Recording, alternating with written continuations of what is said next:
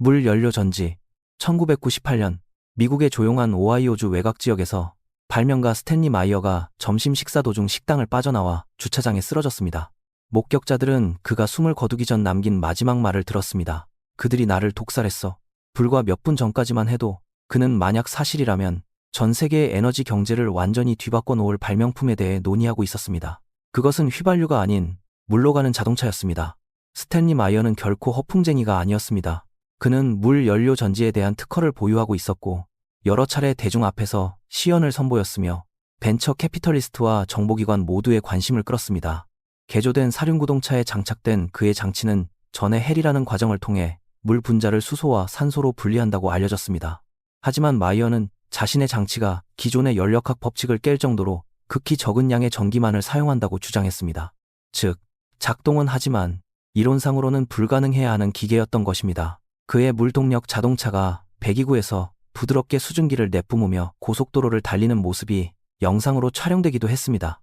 휘발유도 배기가스도 없이 오직 물뿐이었습니다. 그는 시동을 걸며 이렇게 말했습니다. 이것이 바로 미래입니다. 미국 에너지부는 이 장치를 공식적으로 테스트한 적이 없습니다. 그럼에도 마이어의 주장은 큰 화제를 모았습니다. 언론 매체들이 그의 연구를 보도했고 나토의 과학자들이 그에게 연락을 취해왔습니다. 중동 지역으로 추정되는 외국의 자본가들이 이 기술을 통째로 사들이려 시도했다는 소문도 돌았지만 그는 모두 거절했습니다. 그가 사망한 날 마이어는 2명의 벨기에 투자자들과 식사를 하고 있었습니다. 그의 동생 스티븐 마이어의 회상에 따르면 스탠리는 갑자기 목을 부여잡고 식당 밖으로 뛰쳐나갔고 구토를 한 뒤 쓰러졌습니다. 사인은 뇌동맥류로 판명되었습니다. 독극물은 검출되지 않았고 더 이상의 수사도 진행되지 않았습니다. 그의 시제품 자동차는 어디론가 사라졌습니다. 특허는 만료되었고 그의 작업실은 텅 비워졌습니다. 훗날 마이어의 설계를 재현하려 했던 연구원들은 핵심 회로도에 모순이 있다는 것을 발견했습니다. 마치 누군가 중요한 세부 사항을 의도적으로 제거하거나 조작한 것처럼 말입니다. 어떤 이들은 기계를 작동하는 데 필요한 에너지가 생산되는 에너지보다 훨씬 크다고 주장했습니다. 반면 다른 이들은 마이어가 비표준 변압기, 펄스 주파수 회로, 공명 튜닝 등 매우 특이한 부품들을 사용했다는 점을 지적하며 그가 대중에게 문서로 남기지 않은 아주 특정한 불안정 구성을 발견했을 것이라고 추측했습니다.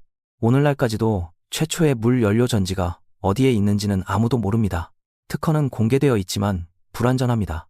이 현상을 재현하려는 엔지니어들은 종종 장비 고장이나 합선 혹은 원인을 알 수 없는 화재를 겪습니다.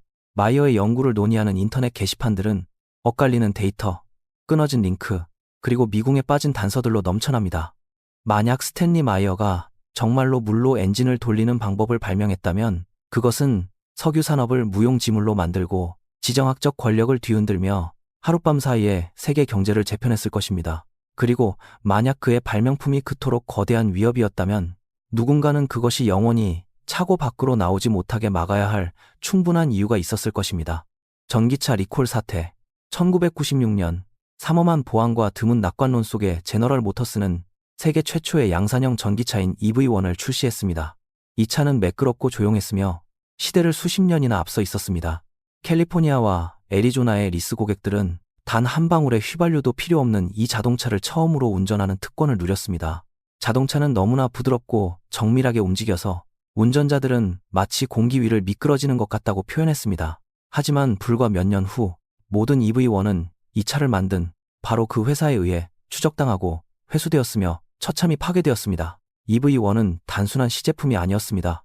1회 충전으로 100마일을 달릴 수 있고 회생 제동 장치를 갖췄으며 배기가스가 전혀 없는 완벽하게 작동하는 전기차였습니다. 차체 지원 인프라도 갖춰져 있었습니다. 주요 도시 곳곳에 충전소가 세워졌고 제너럴 모터스는 이 차를 미래의 상징으로 홍보하는데 막대한 자본을 투자했습니다. 당시 배터리 기술의 한계에도 불구하고 EV1은 기대를 훌쩍 뛰어넘었습니다. 운전자들은 이 차를 열렬히 사랑했고 새로운 리스를 받기 위한 대기 명단까지 생겼습니다. 하지만 무언가 분위기가 바뀌기 시작했습니다. 1999년 무렵 제너럴 모터스가 더 이상 이 프로그램에 열성적이지 않다는 소문이 퍼졌습니다. 이상하게도 리스 계약에는 고객이 차량을 완전히 구매할 수 있는 조항이 애초에 없었습니다. 2002년 제너럴 모터스는 비용을 지불하고서라도 차를 소유하고 싶어하는 만족한 고객들의 EV1까지 체계적으로 강제 회수하기 시작했습니다. 일부는 저항했습니다. 몇몇은 시장가 전액을 지불하고 차를 사겠다고 제안하기도 했습니다. 하지만 회사는 거절했습니다. 차들은 하나둘씩 거리에서 사라져 애리조나주의 철조망 쳐진 사막 공터로 옮겨졌습니다. 그리고 그곳에서 대부분 폐차되어 짓눌렸습니다. 기술적인 결함으로 인한 공식적인 리콜은 단 한 번도 없었습니다. 치명적인 오류가 발견된 적도 없었습니다. 공식적인 설명은 유지보수 비용, 배터리의 한계, 그리고 소비자 수요 부족이었습니다. 하지만 훗날 밝혀진 문서에 따르면 제너럴 모터스는 다른 자동차 제조업체 및 석유산업 대표들과 함께 캘리포니아주를 상대로 조용한 로비를 벌여 무공해 차량 의무화 법안을 철회하도록 압력을 가했습니다. 바로 그 법안이 애초에 제너럴 모터스로 하여금 EV1을 만들게 했던 원동력이었는데 말입니다. 내부 메모는 더 깊은 진실을 암시하고 있었습니다. 그들은 EV1이 인프라의 전면적인 개편을 촉발하여 휘발유 판매, 엔진 부품 공급망, 나아가 수리비에 크게 의존하는 자동차 대리점의 비즈니스 모델 자체를 위협할 것을 우려했습니다. 전기차는 수리할 곳도, 엔진 오일 교환도, 교체할 부품도 훨씬 적었습니다. 즉, 수익을 창출할 지점이 너무 부족했던 것입니다. 극소수의 EV1만이 살아남아 구동계가 제거된 채 박물관에 멈춰 서 있습니다. 수년 뒤 전직 엔지니어들과 프로그램 책임자들은 그 취소 사태를 기업에 의한 처형이라고 부르며 목소리를 높였습니다. 크리스 페인이 감독한 2006년 다큐멘터리 누가 전기 자동차를 죽였나에서는 EV1이 결코 실패한 것이 아니라 침묵당했다는 강력한 증거를 제시했습니다. 오늘날 전기차는 뉴스의 헤드라인을 장식합니다. 하지만 테슬라나 리비안, 루시드가 등장하기 오래전 EV1이 존재했고 누군가의 의도에 의해 철저히 지워졌습니다. 변한 것은 기술이 아니었습니다. 변한 것은 누가 그 기술로 이익을 얻도록 허락받았는가 하는 사실이었습니다. 테슬라 무선 전력 탑 1901년 뉴욕 쇼어햄의 바람 부는 절벽 위에 거대한 구조물이 솟아오르기 시작했습니다. 전쟁이나 통신을 위한 것이 아니라 눈에 보이지 않게 공중을 통해 에너지를 전달하기 위해 설계된 기이하고 뼈대만 있는 탑이었습니다. 그 중심에는 천재적이고 기행을 일삼던 발명가 니콜라 테슬라가 있었습니다. 그는 전선 없이도 무한한 전력을 전송할 수 있는 방법을 발견했다고 주장했습니다. 그는 그것을 워든클리프 탑이라고 불렀습니다. 그는 이 탑이 온 세상을 밝힐 수 있다고 말했습니다. 하지만 불과 몇 년 후 프로젝트는 버려졌고 자금 지원은 끊겼으며 탑은 철거되었습니다. 테슬라의 꿈은 망상이 아니었습니다. 그의 초기 실험들은 이미 장거리로 전파를 전송하는 것이 가능하다는 것을 증명했습니다. 하지만 워든클리프 탑은 훨씬 더 거대한 목표를 향해 있었습니다. 바로 지구의 자연적인 공명을 이용한 전력의 무선 전송이었습니다. 탑의 구리돔, 땅속에 묻힌 접지 막대, 그리고 고전압 코일은 단순한 건축적 호기심의 산물이 아니었습니다. 그것들은 행성의 진동에 대한 테슬라의 이론에 맞춰 정밀하게 조율되어 있었습니다. 그의 비전은 단순하고 두려우며 혁명적이었습니다. 전 세계에 탑으로 이루어진 네트워크를 구축하여 지구상의 모든 수신기표로 무료 전기를 전송한다는 것이었습니다. 전선도, 전력회사도, 계량기도, 어떤 통제도 필요 없는 세상. 초기에 JP 모건의 자금 지원을 받은 이 프로젝트는 베일에 쌓여 있었습니다. 테슬라는 대중에게는 대서양을 가로질러 메시지를 보내거나 심지어 화성과 통신하는 것에 대해 말했지만 모건에게는 자신의 진짜 목표가 중앙 집권화된 에너지 산업 전체를 우회하는 것이라고 은밀히 털어놓았습니다. 그 순간 모든 것이 바뀌었습니다. 모건은 자금 지원을 중단했습니다. 다른 어떤 금융가도 나서지 않았습니다. 건설은 1905년에 중단되었습니다. 1917년 탑은 고철로 쓰인다는 명목하에 철거되었습니다. 공식적인 이유는 파산과 기술적 한계였지만 내부 서신과 훗날의 인터뷰들은 훨씬 더 어두운 그림을 보여주었습니다. 만약 테슬라의 계획이 성공했다면 새롭게 떠오르던 에너지 독점 기업들은 쓸모 없어졌을 것입니다. 모건이 남긴 유명한 질문이 있습니다. 그럼 계량기는 어디에 달아야 합니까? 이 질문은 문제의 핵심을 꿰뚫고 있습니다. 이윤이 없는 권력은 돌파구가 아니라 위협이었습니다. 워든클리프 시절 테슬라의 노트들은 그가 사망한 후 사라졌습니다. 일부는 미국 적성국, 자산관리국에 압수되었다고 알려져 있지만 그는 외국인 신분이 아니었습니다. 다른 기록들은 은밀하게 경매에 붙여지거나 영영 자취를 감췄습니다. 남아있는 가장 완전한 도면들은 여전히 우리가 온전히 이해하지 못하는 작동하는 시스템의 흔적을 보여줍니다. 수십 년 후 현대의 엔지니어들이 그 설계를 재현하려 시도했지만 설명할 수 없는 실패에 부딪혔습니다. 발생해야 할 아크방전이 일어나지 않거나 테스트 도중 공명이 감쪽같이 사라졌습니다. 테슬라 자신도 이 시스템이 단지 기계장치뿐만 아니라 행성의 정렬, 즉 한 번 깨어지면 다시는 복구할 수 없는 전자기적 조건의 융합을 필요로 한다고 암시했습니다. 만약 워든클리프 탑이 테슬라의 의도대로 작동했다면 오늘날의 세계는 지금과는 전혀 다른 모습일 것입니다. 전선, 배터리, 화석 연료 전력망의 시대는 애초에 시작되지도 않았을지 모릅니다. 하지만 탑은 해체되었고 인류가 족쇄 없는 에너지를 가질 수 있었던 유일한 기회도 함께 사라졌습니다. 영원한 백열 전구. 1901년부터 캘리포니아 리버모어의 한 소방서에서는 단 하나의 전구가 계속해서 빛을 내고 있습니다. 100년의 전구라는 별명을 가진 이 전구는 섭씨 천정에서 조용히 매달려 하루 24시간 내내 부드러운 호박색 빛을 발산하고 있습니다. 이 전구는 2번의 세계대전, 수많은 지진, 그리고 기술의 혁명을 모두 견뎌냈습니다. 소방서 건물 안에 있는 그 어떤 기기보다도 오래 살아남았습니다. 가장 놀라운 것은 120년이 넘은 지금도 여전히 작동하고 있다는 사실입니다.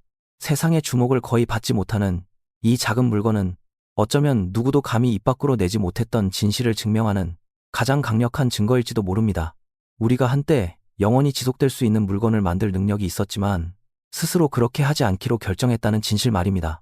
19세기 후반 쉘비 일렉트릭 컴퍼니에서 제조된 이 전구는 입으로 불어 만든 유리구, 두꺼운 필라멘 코일, 그리고 현대의 전구에는 더 이상 포함되지 않는 재료들로 정교하게 만들어졌습니다. 그 긴 수명의 원인을 분석한 과학자들은 현대의 텅스텐 설계가 더 밝게 빛나지만 더 빨리 끊어지는 것과 달리 탄소 기반으로 천천히 연소되는 필라멘트에 주목합니다. 하지만 이 100년의 전구는 단 한 번의 예외적인 사건이 아닙니다. 1900년대 초반에는 같은 시대에 만들어진 다른 전구들도 수십 년 동안 지속되었습니다. 공장과 광산에서는 70년 넘게 불을 밝힌 전구들도 있었습니다. 하지만 1920년대에 무언가 변했습니다. 그 변화에는 이름이 있었습니다. 바로 포이보스 카르텔입니다. 1924년 제너럴 일렉트릭, 필립스, 오스람 등 세계 최대의 전구 제조업체들 사이에서 비밀스러운 동맹이 결성되었습니다. 그들의 목표는 전구의 품질을 개선하는 것이 아니라 수명을 제한하는 것이었습니다. 훗날 밝혀진 문서에 따르면 이 카르텔은 전구의 수명을 인위적으로 1000시간으로 제한하기로 합의했습니다. 그보다 더 오래가는 전구를 제출한 엔지니어들은 징계를 받았습니다. 설계는 의도적으로 하향 조정되었습니다. 그 결과는 초기 형태의 강력한 계획적 구식화였습니다. 금옥의 때와 빛이 소비자들은 더 자주, 더 많은 전구를 사야만 했습니다. 기업의 이유는 치솟았고 세상은 더 오래가는 빛이 존재했다는 사실을 조용히 잊어버렸습니다. 과거의 설계를 부활시키려는 시도들은 저항에 부딪혔습니다. 원래의 쉘비 제조 기록은 거의 남아있지 않습니다. 100년의 전구의 성분을 역공학으로 분석한 연구소들은 그 제조법이 현대의 대량 생산 방식과 양립할 수 없다는 것을 발견했습니다. 재료가 희귀해서가 아니라 끊임없는 교체에 의존하는 공급망과 비즈니스 모델에 부합하지 않기 때문입니다. 100년의 전구는 아직도 빛나고 있습니다. 수천 명의 사람들이 라이브 웹캠을 통해 그 놀라운 내구성에 경이로움을 느끼며 지켜보고 있습니다. 하지만 그것의 존재는 우리에게 소름 끼치는 질문을 던집니다. 우리가 한때 한 세기를 넘게 지속되는 물건을 만드는 법을 알고 있었다면 우리는 통제라는 이름 아래 또 무엇을 배우고 그리고 묻어버렸을까요? 동유럽의 공기 정화기. 1990년대 초 구소련 해체 직후 동유럽에 무너져가는 산업지대 깊은 곳에서 한 팀의 엔지니어들이 대기 오염을 과거의 유물로 만들어줄 기계를 공개했습니다. 폴란드 크라쿠프 외곽에서 전직 군사과학자 그룹에 의해 비밀리에 개발된 이 장치는 작고 네모난 상자 모양이었으며 소음이 전혀 없었습니다. 이 기계는 단 몇 분 만에 방 전체의 공기를 정화할 수 있었습니다. 단순한 먼지나 연기뿐만 아니라 유독성 산업화학물질, 공기 중 바이러스, 그리고 원자 단위의 미세한 오염물질까지 말입니다. 이 시제품은 일종의 저온 플라즈마 필터링 기술과 공기 중 입자의 전하를 바꾸는 정전기장을 결합하여 작동했습니다. 오염물질이 기기를 통과할 때 그것들은 단순히 걸러지는 것이 아니라 해체되었습니다. 분자 결합이 끊어지면서도 2차 배기가스는 전혀 배출하지 않았습니다. 필터를 교체할 필요도 없었고 전력도 거의 소비하지 않았습니다. 그리고 완벽하게 작동했습니다. 시연은 독립적인 테스트 전문가들을 경악하게 만들었습니다. 한 테스트에서는 밀폐된 공간의 포르말데히드와 벤젠이 11분 만에 완전히 제거되었습니다. 또 다른 테스트에서는 1시간 만에 창고의 초미세먼지 농도가 98.6%나 감소했습니다. 연구팀은 이 결과를 지역 정부와 국제환경단체에 발표했습니다. 초기 반응은 열광적이었습니다. 한 관료는 이 기계를 10년 내 가장 파괴적인 환경 기술이라고 불렀다고 전해집니다. 하지만 불과 몇 주 만에 프로젝트는 조용히 폐기되었습니다. 이유는 모호했습니다. 관료주의적 절차의 복잡성, 특허 문제, 산업 규정 인증의 부재 등이 핑계였습니다. 하지만 이면에서 연구팀은 점점 더 위협적인 일들을 겪고 있다고 보고했습니다. 수석 엔지니어는 세관 검사에서 억류되어 신문을 받았습니다. 새로운 기기가 담긴 화물 상자가 운송 중 감쪽같이 사라졌습니다. 투자 계약은 갑자기 취소되었고 연구소들은 모든 협력을 중단하라는 지시를 받았습니다. 1994년이 되자 개발 회사는 문을 닫았습니다. 핵심 연구원들은 유럽 전역으로 뿔뿔이 흩어졌습니다. 수년 뒤 익명을 요구한 한 연구원은 H백 제조업체와 석유화학 기업들과 연루된 기업, 신디케이트가 남은 지분을 모두 사들인 뒤 유령 회사들의 네트워크 아래 프로젝트를 영원히 묻어버렸다고 주장했습니다. 대중의 손에 남은 작동하는 시제품은 단 한 대도 없습니다. 남아있는 도면으로 시스템을 복제하려는 시도 역시 모두 실패했습니다. 연구자들은 핵심 요소, 특히 플라즈마 점화 챔버와 주파수 하모닉스와 관련된 세부 사항이 누락되어 있다고 말합니다. 원래 제작에 사용된 특정 물질들이 유럽 수출법에 따라 이중 용도 우려를 이유로 1995년 이후 제한되었다는 소문도 돌고 있습니다. 기묘하게도 살아남은 일부 문서에는 이 기술의 의료적 적용 가능성이 언급되어 있습니다. 병실을 살균하고 공기 중 병원균을 무력화하며 바이러스 전염을 억제할 수 있다는 것입니다. 하지만 그 어떤 용도도 끝내 탐구되지 않았습니다. 도시의 스모그에 질식하고 호흡기 팬데믹을 겪으며 급증하는 천식 발병률과 싸우고 있는 오늘날의 세상에서 이런 기술의 부재는 단순한 상실이 아니라 의도적인 지우개처럼 느껴집니다. 우리가 한때 공기를 완벽하게 정화할 수 있는 열쇠를 쥐고 있었다면 왜 그것을 빼앗겨야만 했을까요? 그리고 더 중요한 것은 누가 우리에게 맑은 공기를 마실 권리가 없다고 결정한 것일까요? 진공에너지 엔진. 1983년 캐나다 토론토의 조용한 외곽 지역에서 트로이 허투바이스라는 독립 엔지니어가 무한히 작동할 수 있는 소형 엔진을 만들었다고 주장했습니다. 연료도, 전기도, 연소 과정도 없이 오직 진공 압력의 통제된 조작만으로 돌아가는 엔진이었습니다. 구리코일, 자석, 티타늄판으로 이루어진 이 기이한 상자 모양의 시제품은 신발 상자만 한 크기였습니다. 기계를 작동시키면 부드러운 웅웅거리는 소리를 내며 외부 동력 없이 연결된 플라이휠을 회전시키기 시작했습니다. 발명가의 말에 따르면 그것은 자가 발전이 가능한 에너지 생성기였고 그 기계가 작동하는 것을 본 모든 사람을 공포에 질리게 했습니다. 허투바이스에게는 기업의 후원도, 대학의 지원도, 법률팀도 없었습니다. 그가 가진 것이라곤 자기장에 대한 집착과 주류 과학을 철저히 벗어난 독특한 물리학적 이해도뿐이었습니다. 그는 자신의 발명품을 엔젤라이트 엔진이라고 불렀습니다. 현대 과학이 아직 이해하지 못한 자연의 힘을 이용한다는 그의 믿음에서 따온 이름이었습니다. 그는 군수품 가게에서 산 부품들과 버려진 MRI 기계의 부품들로 그것을 만들었습니다. 대부분의 사람들에게 그것은 기괴한 과학 경진대회 출품작처럼 보였습니다. 하지만 그가 기자들과 엔지니어들을 초대해 시연을 했을 때 설명할 수 없는 일이 벌어졌습니다. 엔진이 켜졌고 멈추지 않았던 것입니다. 목격자들은 그 장치가 스스로 동력을 유지할 뿐만 아니라 기계 시스템을 구동할 수 있을 만큼 충분한 회전력을 만들어냈다고 증언했습니다. 허투바이스는 이 엔진이 우주 깊은 곳에 존재한다고 믿어지는 진공 에너지를 모방하여 반대되는 자기장들이 일정한 압력 차이를 만들어내는 진공 역전 챔버를 생성함으로써 작동한다고 주장했습니다. 본질적으로 그것은 무에서 에너지를 빌려오고 빌린 것보다 더 많은 것을 돌려주는 기계였습니다. 공개 시연 직후 허투바이스는 자신이 묘사하기로 정장을 입은 남자들의 방문을 받았습니다. 그들은 그의 배경, 재료의 출처, 그리고 이 발명품을 판매하거나 특허를 낼 의향이 있는지 등을 캐물었습니다. 일주일 뒤 그의 작업실은 전기 누전으로 추정되는 화재로 전소되었습니다. 당시 건물에는 전력망이 연결되어 있지도 않았고 전기가 들어오지도 않았다는 사실에도 불구하고 말입니다. 엔진의 어떤 물리적 잔해도 화재 속에서 살아남지 못했습니다. 허투바이스는 다시 엔진을 만들려 했지만 갈수록 심해지는 감시, 배송물에 대한 간섭, 그리고 반복되는 기물 파손에 시달렸다고 보고했습니다. 그는 대중의 시선에서 멀어졌고 훗날 방탄 장갑이나 전자기 장치 같은 새로운 발명품을 들고 나타나긴 했지만 진공 엔진에 대해서는 두 번 다시 언급하지 않았습니다. 2018년 그는 미스터리한 단독 차량 사고로 목숨을 잃었습니다. 회의론자들은 이 이야기를 전형적인 사이비 과학이라며 일축합니다. 불가능한 물리학을 쫓는 과도하게 야심찬 괴짜 발명가의 이야기라는 것입니다. 하지만 다른 이들은 그의 주장이 가진 일관성, 교차 검증된 목격자들의 증언, 그리고 화재의 의심스러운 타이밍을 지적합니다. 이 진공 엔진은 공식적인 분석을 받은 적이 없지만 그 기억은 가능했을지도 모를 미래의 상징으로 남아 있습니다. 오염도, 인프라도, 통제도 없는 동력원. 만약 진공 에너지가 정말로 존재하고 누군가 그것을 통제하는 법을 배웠다면 결핍 위에 세워진 모든 산업은 어떻게 될까요? 에너지가 무료가 되고 아무도 그 흐름을 멈출 수 없게 될 때 세상은 어떻게 변할까요? 무한 배터리. 1973년 은퇴한 항공우주 엔지니어 칼 코르데슈는 전체 산업을 쓸모없게 만들 수 있을 만큼 엄청난 내구성을 가진 배터리 시제품을 공개했습니다. 원래 장거리 군용 무전기와 위성용으로 설계된 이 장치는 알카라인과 수소 연료 전지 기술의 하이브리드 형태였습니다. 교체나 충전 없이 최대 50년 동안 연속으로 작동할 수 있는 전력원이었습니다. 가벼웠고 재충전이 가능했으며 놀라울 정도로 효율적이었습니다. 하지만 몇 차례의 조용한 테스트와 소극적인 언론 보도 이후 이 프로젝트는 수십 년의 침묵 속으로 묻혀버렸습니다. 코르데슈는 이미 최초의 알카라인 배터리 개발에 중요한 역할을 했으며 나사에서 초기 연료전지 작업을 수행했던 인물이었습니다.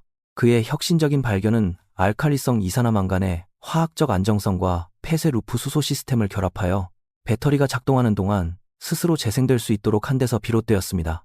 시간이 지나면 열화되고 위험하고 값비싼 광물 채굴을 필요로 하는 리튬이온 배터리와 달리 코르데슈의 설계는 흔한 원소들을 사용했고 움직이는 부품을 최소화했습니다. 이 배터리는 사용하지 않을 때도 지속적으로 전류를 생성했으며 극한의 온도에서도 작동할 수 있었습니다. 그가 에너지 규제 기관과 기업 파트너들에게 이 배터리를 선보였을 때 돌아온 반응은 차가웠습니다. 주요 전자제품 제조업체의 한 관계자는 이렇게 말했다고 전해집니다. 이 배터리는 우리 회사의 어떤 제품보다도 수명이 길 텐데 그런 건 우리 비즈니스에 지속 가능하지 않습니다. 어떤 라이선스 계약도 체결되지 않았습니다. 추가적인 테스트 계약도 없었습니다. 개인용 전자기기, 교통수단, 심지어 우주여행까지 혁신할 수 있는 엄청난 잠재력에도 불구하고 이 설계는 선반 위에 방치되었습니다. 훗날 그의 유족에 의해 대중에게 공개된 코르데슈의 개인 기록물에 따르면 그는 여러 정부와 기업에 이 기술을 제안했었습니다. 그러나 대부분의 회의는 똑같은 방식으로 끝났습니다. 처음에는 관심을 보이다가 이내 침묵으로 일관하는 시기였습니다. 그는 더 상업적으로 실행 가능한 솔루션, 즉 주기적으로 교체해야 하는 제품에 집중하라는 권유를 받았습니다. 전체 재생 시스템에 대한 특허 출원은 산업적 적용 가능성이 불충분하다는 이유로 지연되었습니다. 1982년 한 개인 투자자가 평생 가는 전력을 약속하며 새로운 회사를 통해 이 배터리의 재출시를 시도했습니다. 하지만 6개월 만에 스타트업은 붕괴했습니다. 대규모로 생산된 제품은 단 한 개도 없었습니다. 창고에 보관되어 있던 남은 시제품들은 규정 준수 여부를 검토한다는 명목으로 진행된 당국의 감찰 과정에서 압수되었습니다. 그리고 영영 반환되지 않았습니다. 오늘날 대부분의 배터리 기술은 여전히 계획적 구식화의 순환에 갇혀 있습니다. 스마트폰, 전기차, 전동 공구 모두 잦은 충전이나 교체를 필요로 합니다. 그리고 그 순환의 이면에는 전자 폐기물의 산, 유독한 광물 채굴, 그리고 고장과 실패에 의존하는 기업의 이윤이 존재합니다. 만약 애초에 그런 순환이 필요하지 않았다면 어떨까요? 완벽함이란 팔기에는 너무 위험한 것이라는 이유로 우리가 이미 완벽한 배터리를 발명하고도 땅속에 묻어버린 것이라면 말입니다. 자기 구동 모터. 1970년대 후반 하워드 존슨이라는 평범한 물리학자가 하나의 특허를 출원했습니다. 훗날 불가능하고 증명할 수 없으며 일부에 의해서는 고의적으로 은폐되었다고 불리게 될 특허였습니다. 그의 주장은 터무니없어 보였습니다. 연료나 연소 혹은 전기 없이도 끊임없이 작동할 수 있는 자기장 모터를 개발했다는 것이었습니다. 오직 밀어내는 자기력만으로 구동되는 이 엔진은 한 번 시작되면 무한히 회전할 수 있었습니다. 1980년 많은 이들의 경악 속에 미국 특허청은 영구자석 모터에 대해 특허번호 415만 1531호를 승인했습니다. 그러나 기사가 나오는가 싶더니 이내 이야기는 신기루처럼 사라졌습니다. 존슨의 설계는 놀랍도록 단순했습니다. 고정자에 배열된 곡선 형태의 영구 자석들이 회전자에 있는 똑같이 정밀한 자석들과 상호작용하는 구조였습니다. 자석들이 서로를 지나칠 때 연속적인 밀어내기 효과를 만들어냈고 이 회전력이 시연에서는 외부의 입력 없이도 움직임을 유지하는 것처럼 보였습니다. 회의론자들은 속임수라고 비난했습니다. 엔지니어들은 그것이 연력학 제2법칙에 위배된다고 주장했습니다. 하지만 존슨은 모터가 에너지를 무에서 창조하는 것이 아니라 자기장 안에 이미 저장되어 있는 잠재적 에너지를 방출할 뿐이라고 반박했습니다. 그는 기자들, 물리학자들, 투자자들에게 비공개로 시연을 선보였습니다. 누군가는 믿었고 누군가는 비웃었습니다. 하지만 모든 사람이 동의한 단 한 가지 사실은 이 설계가 기존에 알려진 어떤 기계와도 다르게 작동한다는 것이었습니다. 과학계의 반응은 신속하고 냉담했습니다. 주요 학술지들은 그의 연구 결과 게재를 거부했습니다. 그의 작업을 재현하려던 연구소들은 실패하거나 장치에서 설명할 수 없는 간섭 현상이 발생했다고 보고했습니다. 자기장이 교란되거나 자연적으로 자성이 사라지거나 회전이 불안정해지는 식의 현상이었습니다. 어떤 이들은 그 모터가 너무나 정밀한 재료나 배열을 필요로 하기 때문에 존슨의 원래 작업실에 접근하지 않고서는 복제가 불가능할 것이라고 추측하기도 했습니다. 관심이 커질수록 존슨은 점점 더 거센 압박에 시달렸습니다. 그의 특허 범위를 둘러싸고 법적 분쟁이 발생했습니다. 라이선스 계약에 관심을 보이던 여러 회사들이 돌연 발을 뺐습니다. 한 공동 연구자의 증언에 따르면 존슨의 입을 영원히 다물게 할 만큼의 거액을 제시하며 특허를 사들여 묻어버리려는 제안이 있었다고 합니다. 하지만 존슨은 거절했습니다. 1980년대 후반 무렵 존슨은 자금이 바닥났고 건강은 악화되었습니다. 인터뷰 횟수도 줄었습니다. 그가 남긴 마지막 녹음 기록 중 하나에서 그는 이렇게 말했습니다. 그들은 내가 틀렸다는 것을 증명할 필요가 없었습니다. 그저 내가 지쳐 쓰러질 때까지 버티기만 하면 되었으니까요. 그는 2008년에 세상을 떠났습니다. 상업적인 규모로 만들어진 그의 모터는 단 한 대도 남지 않았습니다. 그의 유산은 반쯤 잊힌 특허 기록과 흩어진 기술 문서들 뿐이었습니다. 오늘날까지도 자기장 모터라는 개념은 공식적인 특허의 존재에도 불구하고 사이비 과학이나 음모론으로 낙인 찍혀 과학계에서 금기시되고 있습니다. 하지만 만약 존슨이 옳았다면, 아주 조금이라도 옳았다면 그의 발명품은 기계적 에너지를 얻을 수 있는 마지막 미개척 자원 중 하나를 열어젖힌 셈이 됩니다. 조용하고 깨끗하며 기업의 통제를 벗어난 에너지 말입니다. 그러니 질문은 여전히 남습니다. 그의 모터는 정말 물리학의 법칙을 어긴 것일까요? 아니면 그보다 더 신성시되는 법칙, 바로 이윤의 법칙을 깬 것일까요? 쓰레기 연료 변환기. 2003년 브라질 상파울루 외곽의 어느 창고 깊숙한 곳에서 소수의 엔지니어 팀이 에너지 부족과 쓰레기 공해라는 두 가지 세계적 위기를 동시에 끝낼 수 있다고 믿는 시제품을 공개했습니다. 배송 컨테이너만 한 크기의 이 발명품은 가정에서 나오는 일상적인 쓰레기를 고품질의 청정 연료로 바꿀 수 있었습니다. 연기도, 배기가스도, 유독성 부산물도 없었습니다. 그저 쓰레기를 넣으면 휘발유가 나왔습니다. 그들이 사용한 공정은 열해중합 기술의 독자적인 촉매와 고압 챔버를 결합한 철저한 극비 기술이었습니다. 단순한 소각이나 기본적인 열분해와 달리 이 시스템은 유기물과 합성 물질을 분자 수준에서 분해하여 탄소사슬을 사용할 수 있는 연료로 재조립했으며 변환 효율은 무려 80%가 넘었습니다. 낡은 신발, 플라스틱병, 심지어 음식물 쓰레기까지 모두 상업용 휘발유와 구별할 수 없는 투명한 액체 연료로 변환될 수 있었습니다. 그들은 이 프로젝트를 가이아 프로젝트라고 명명했습니다. 초기 시연은 지역 정치인들, 환경단체들, 그리고 국제 언론의 이목을 사로잡았습니다. 한 테스트에서는 도시 혼합 쓰레기에서 추출한 연료만으로 디젤 발전기를 48시간 동안 가동했습니다. 또 다른 테스트에서는 브라질의 규제 기준을 통과한 상용 연료보다 더 깨끗한 연료를 만들어냈습니다. 이 기술은 단지 가능성만 보여준 것이 아니라 실제로 완벽하게 작동하고 있었습니다. 그런데 갑자기 모든 것이 사라졌습니다. 전국구 방송망을 통해 뉴스가 화제가 된 지 불과 2달 만에 시설은 급습당했습니다. 관계자들은 환경처리 허가 위반을 이유로 들었습니다. 기계들은 조사를 명목으로 압수되었습니다. 허가는 정지되었습니다. 아무도 체포되지 않았고 기소도 없었으며 어떠한 설명도 제공되지 않았습니다. 가이아 프로젝트의 배후에 있던 엔지니어들은 대중의 시선에서 감쪽같이 사라졌습니다. 한 명은 우루과이로 이주했다고 전해집니다.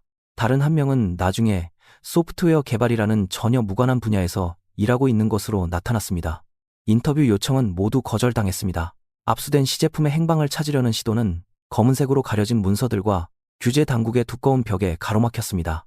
수년 뒤 한 독립 언론인이 정보 공개 청구를 통해 찾아낸 문서에는 정부 기관과 민간 에너지 기업 간의 내부 메모가 담겨 있었습니다. 급습 몇 주 전에 작성된 한 메모는 기존 인프라에 위협을 가하는 파괴적인 연료 합성 장치에 대해 경고하고 있었습니다. 또 다른 메모는 전통적인 정유 모델을 우회하는 기술들을 억제하기 위한 전략을 제안하고 있었습니다. 오늘날 쓰레기 문제는 더욱 심각해졌습니다. 매립지는 넘쳐나고 플라스틱은 바다를 질식시키며 에너지 가격은 계속해서 치솟고 있습니다. 그러나 이 두 가지 문제를 동시에 해결할 수 있을 것처럼 보였던 브라질의 기계를 기억하는 사람은 거의 없습니다. 회의론자들은 그 시스템에 공개되지 않은 결함이 있었을 것이라고 말합니다.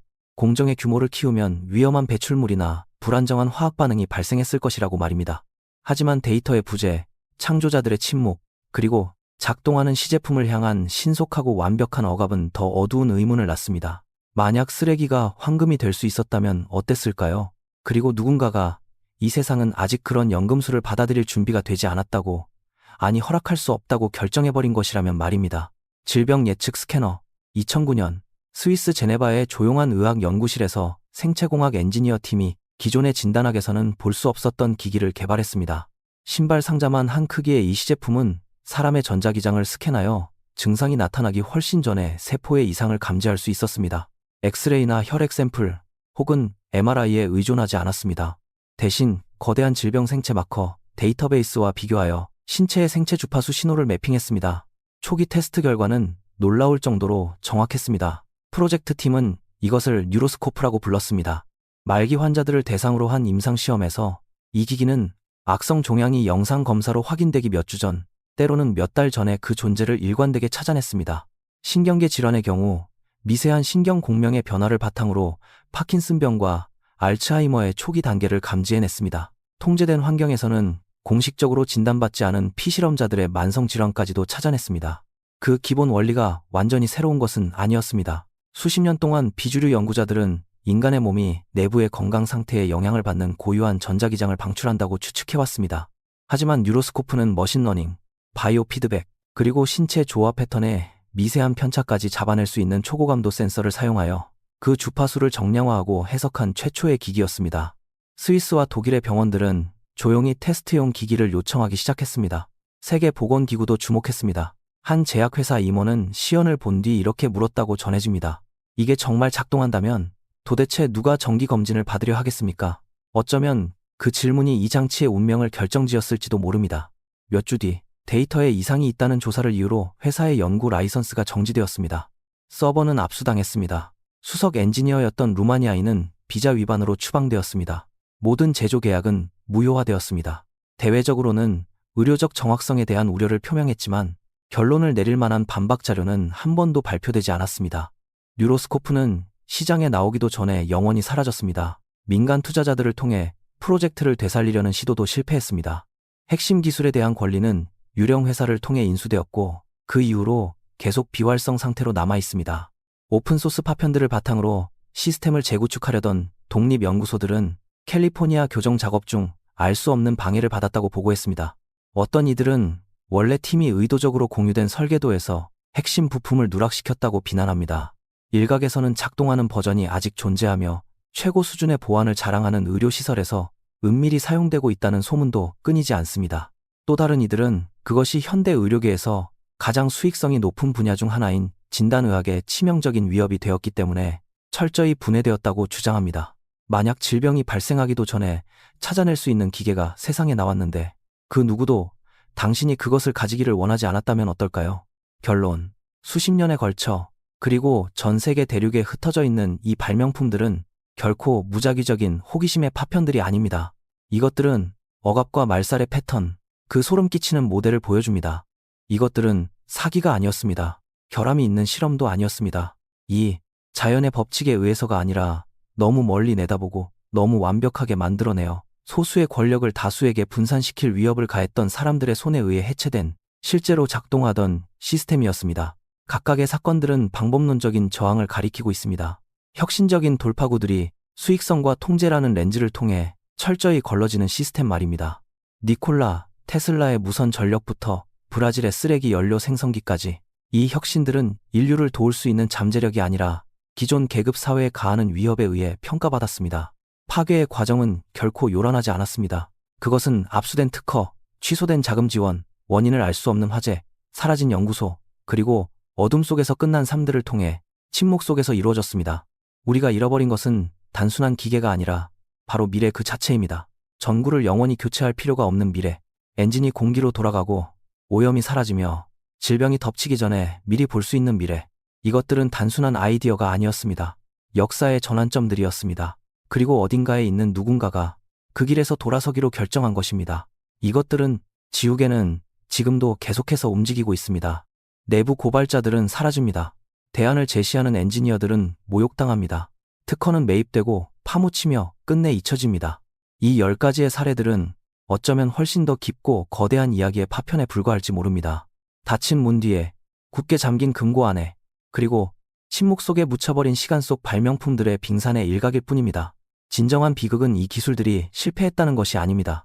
진짜 비극은 그것들이 완벽하게 작동했다는 것입니다. 그리고 바로 그것이 그들의 유일한 문제였습니다.